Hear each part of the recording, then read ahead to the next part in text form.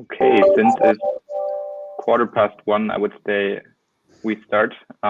First of all, welcome everybody to the session between DesignLED and Webasto.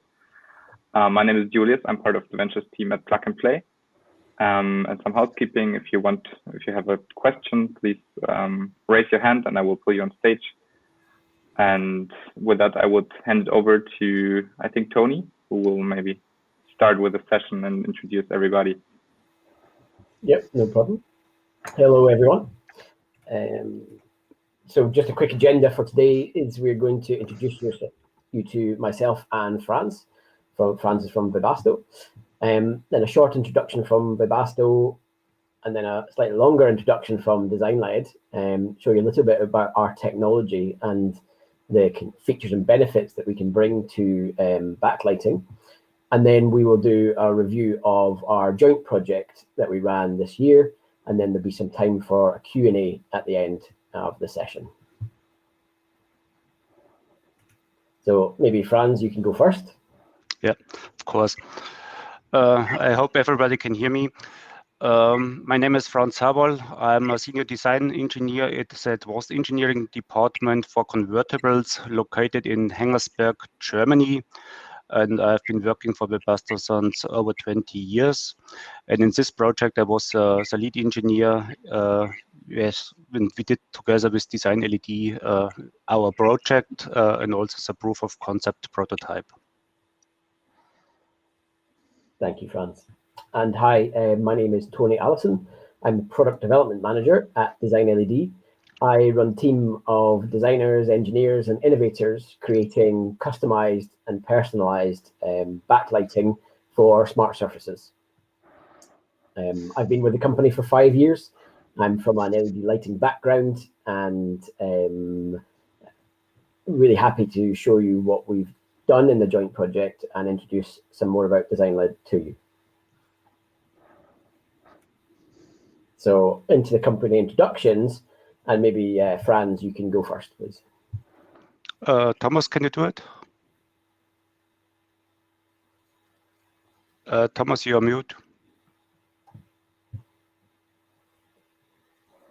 Okay, then I will do it. Webasto was founded over 100 years ago in Germany, and now we are among the 100 employers in the automotive suppliers in the world. We have about 14,000 employees, 50 locations in 30 countries, and the turnover is about 3.3 milliards per year. Our main departments are roof systems, of course, so the business unit roof systems, in which I am also located with our convertible development, do sunroofs, convertibles, and the other business unit is heating and cooling department. Maybe you know us from there. It's more common on the aftermarket. There we do cooling systems and of course fuel heaters and also high voltage heaters.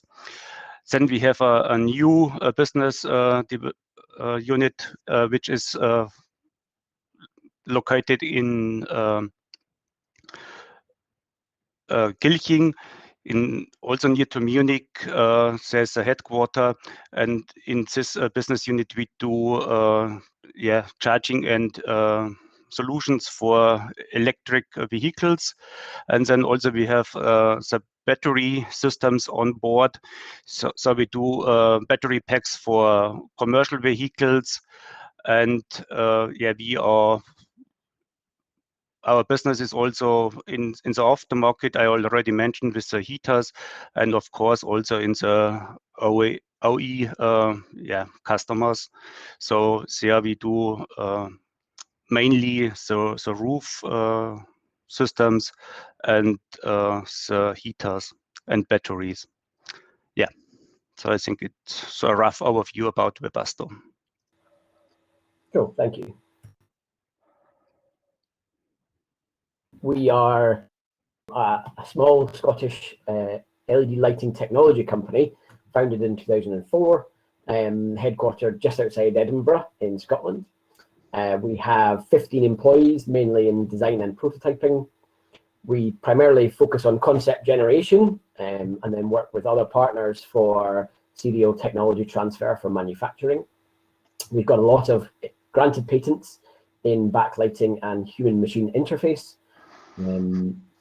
What else?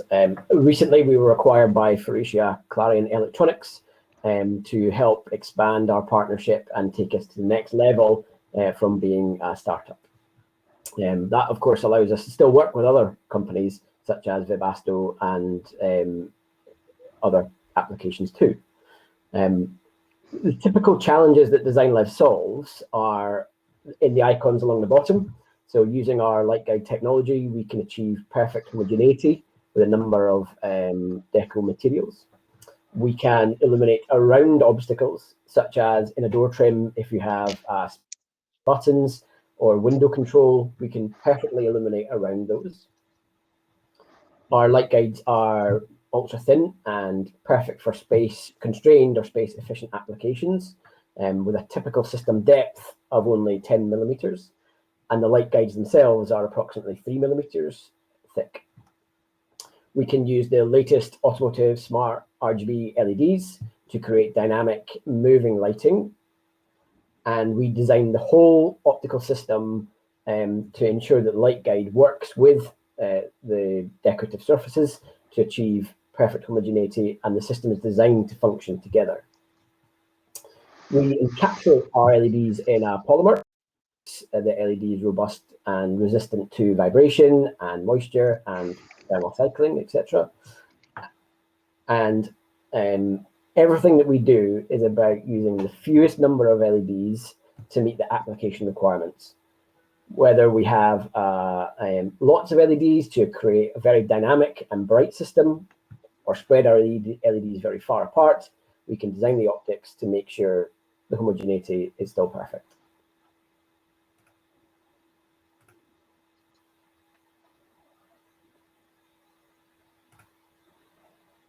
Oh, sorry, a bit of a slow slide. So here the audio should play, and really we show some a render of some applications that we've been looking at for illuminating vehicle interior and exteriors.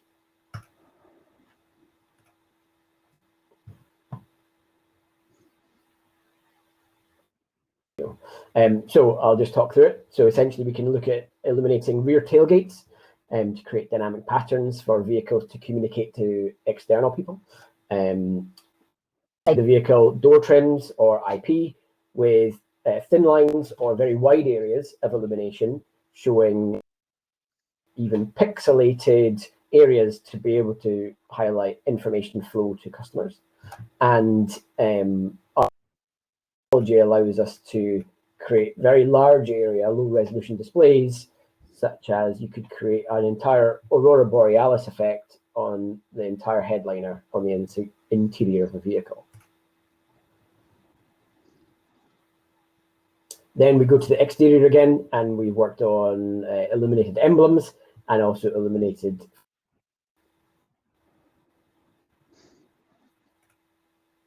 A quick overview of the system stack.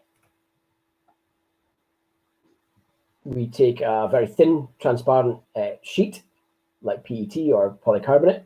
We print some optics on it and place a PCB with LEDs that are reflowed through standard processes. We then polymer to fill the entire area to make a single light guide structure, and then design the optics, which are digitally printed onto that light guide to extract light where we need it to be extracted. We can tailor those optics to achieve uniformity, homogeneity, or specific beam angles for maybe functional lighting applications. We can achieve white or we can achieve RGB colors, and the system that we create is thin and formable, so it can be bent into almost any shape.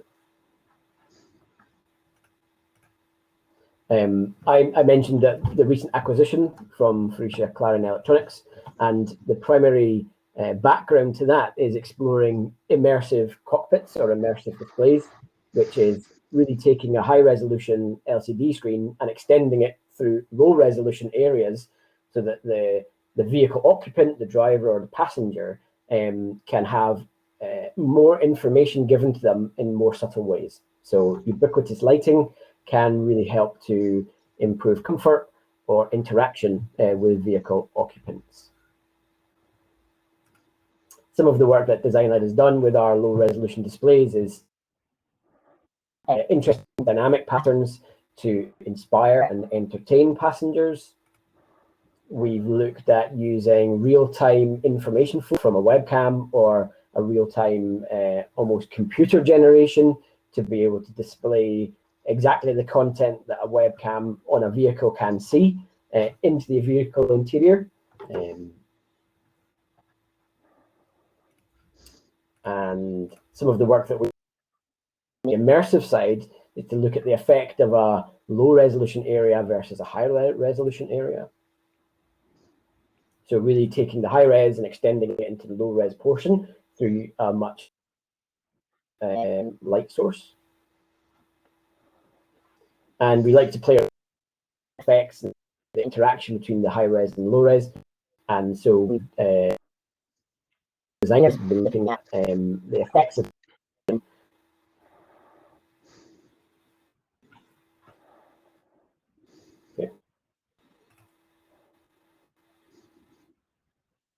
a delay when I click the button. Yeah, we believe that the immersive cockpit is a very interesting application to explore with Webasto. You know, the headliner is a large canvas, almost a large surface area in the vehicle, which is perhaps underutilized. And so we believe that there is audio on this track. We believe that there is some applications where we can create an immersive experience on the headliner. And we show a simple video here of a thunderstorm that really gives you an immersive experience. So let me see if I will turn the volume down slightly, and then let's see if it plays.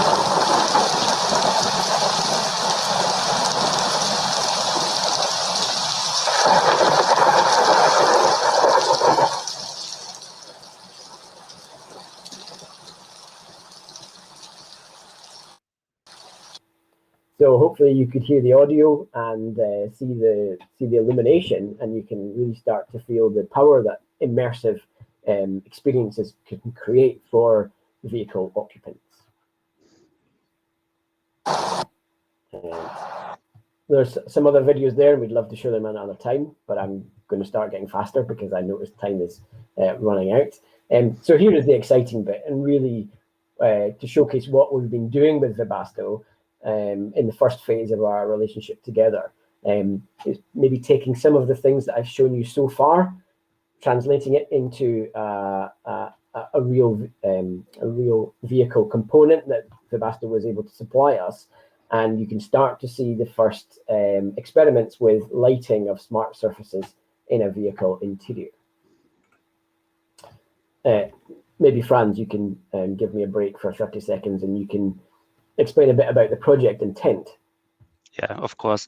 So ambient lighting has become increasingly popular in the automotive sector in the recent years. They lead to more well-being and comfort in the vehicle. There is also the option of signal warnings and information to the driver through this LED illumination. Of course, there's also a desire to integrate these new types of lighting in the roof area. So together with our partner DesignLED, we at Webasto have investigated how to successfully integrate this trend in a single part of our convertible headliner. In the project, it was important that the concept is suitable for translucent and fabric materials, because in the headline area, we have a lot of these materials. In addition, it should be possible to implement permanent lights, for example, reading lights, as well as dynamic lights Tony showed you a few slides ago. The lights can also indicate information or warnings. So for example, it's blinking or you get some red color as a signal, yeah, hint. The main requirements included in the project was a low stack height, a high luminosity to use lightning as a reading lights, as I already mentioned. Then of course color matching, and ease of installation should be possible, and of course also it should be cost efficient. And now I would like to hand over to Tony again. He can give you a deeper insight in the proof of concept prototype. Sure, thank you, Franz. You're welcome.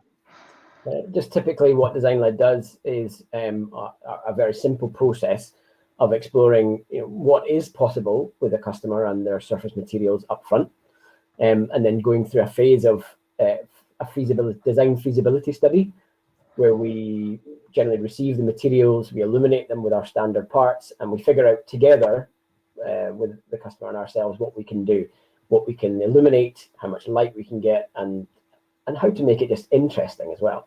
And then we will build a proof of concept demonstrator that allows the customer to showcase it at events such as these or other exhibitions and review it with their team to decide how to move forward. We will do all of that within our prototype facility in Edinburgh. And then in the future, we'll have discussions about pre-development, etc. So we're very much in this box, still looking at the initial stage of an investigation for backlighting of these surfaces. So the guys at Webasto were very kind enough to supply the front part of the convertible, and DesignLED, after a feasibility study, created some CAD models of 3D printed housings and an integration method for installing some of our light guides within the headliner. The light tiles do enable a thin system stack, so we achieved less than 10 millimeters. They achieved edge-to-edge illumination of the deco materials. We used a foam diffuser to reduce the weight, and so there's no air gap required. The wood material is mounted to the plastic carrier on the top, and the housing is designed to be easily accessible so that we can replace all of the components, the light tile and the deco materials, so that the different versions can be swapped in and out very simply. We undertook some work on color tuning, so every deco material will affect the color of the light from the LEDs, and we worked with the team at Webasto to understand their requirement, which was for a nice warm white light that can make wood feel warm and naturally warm. And so with our color measurement equipment, we were able to determine how to achieve that color point and calibrate our RGB LEDs to achieve the correct color point.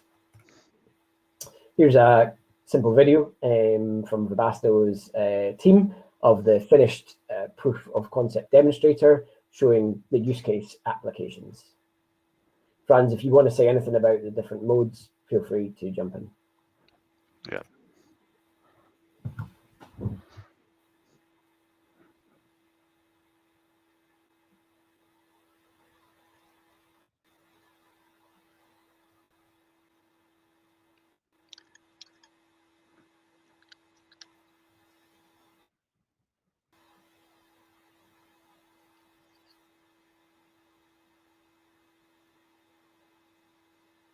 Always better with a music soundtrack, but yeah, you can just see the almost borealis that I showed earlier playing across the whole surface.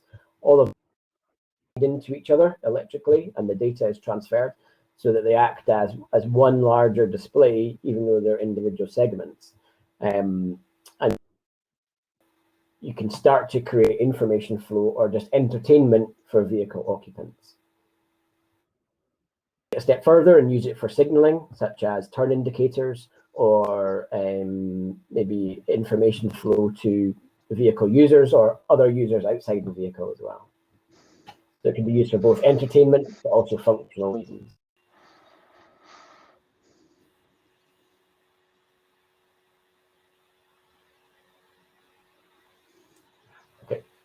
Thank you. Slide. Just some close-up images, so just showing the homogeneity and the color of the light through the wood. And again, yeah, the light that you can create is very vivid and bright. Again, going for the entertainment appearance. The light tiles themselves that were installed. So again, it was the first step in the partnership, and so we used our standard 20mm pitch LED light tile. That could be optimized in the future to allow for a lot fewer number of LEDs to achieve the same luminance through an optimization phase. And so just to sum up, essentially a lot of the design-led USPs were used throughout the project, achieving perfect homogeneity from an ultra-thin and space-efficient device, dynamic RGB, optics designed to work with the deco materials, and you can see that there is a space for HMI and capacitive switching there in the future. So we welcome any questions at this point.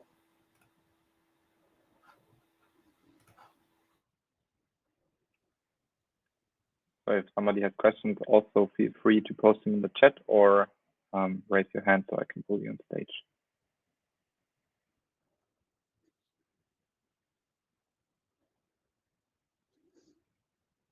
Would they be in the Q&A part, or if there was any questions?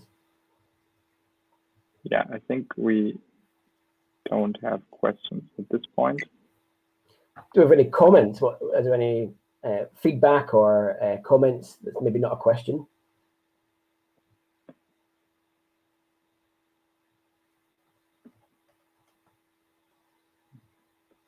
I'm not sure if somebody has comments.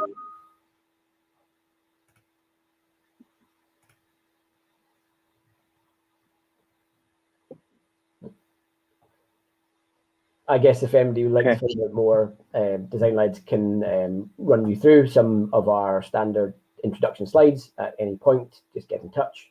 But if there are no questions, so if we don't have questions at this point, I would say thank you very much for this session. We have one question in the chat. How was it like working remotely with the teams during COVID-19 times for you? Yeah, very interesting. I think that a lot of relationships are built on being able to speak to people personally and visiting and solving problems together, and we were not able to do that. So yeah, it was an interesting time, but I think it's been a successful project. You know, what would we do without DHL? That's what I say.